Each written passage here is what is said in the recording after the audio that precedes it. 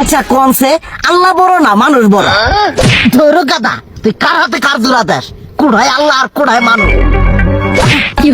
যেটা কবার কইছে ওইটা কন। আল্লাহ বড় না মানুষ বড়? আল্লাহই তো বড়।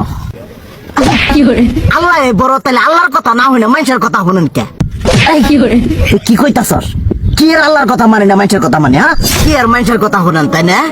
আমনে যে ওই দিনকে ডায়াবেটিসের রোগ নিয়ে যে হাসপাতালে গেলেন, ডাক্তার আপনার কত কিছু খাবার না করলো, সব কিছু না খাই এখন চলতেছেন। তাহলে আল্লাহ যে আপনারে কইছে যে হারাম খাবার না, সুদ খাবার না, কই আপনি তো কাম কাজ বাদ দিয়ে এলাকার আমাদের টাকা পয়সা না গায়ে খালি ওইলে দিয়েই খান, নিজেরা টেও হালাল ভাবে কামাই করেন না, ওই সুদও তো না করে টাকা করে লাভ আহে ওইলে দিয়ে দিয়ে চলেন আর পেটটা বড় বানাইছেন। শুনেন একটা কথা কই, হারামের কোনোদিন আরাম নাই।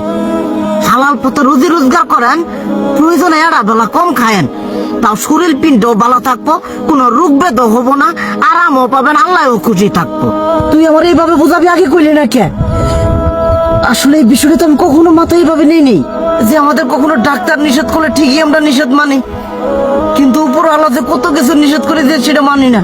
আর এই যে হারাম পথে টিয়া পয়সা কামাই করতেছেন, শরীরের মধ্যে দুনিয়া রোগ ব্যাত হয়েছে, দেখা যাইতেছে যা টিয়া হারাম পথে কামাই করতেছেন তার তো বেশি টিয়া মনে করেন জ্বলেই যাইতেছে গা বেশি।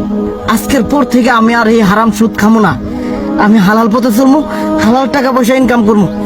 এতে করে যদি একবেলা কমও খাইতে হয় তবুও খামো, তবু আমি আর এই হারাম পথে চলবো না। আচ্ছা ঠিক আছে।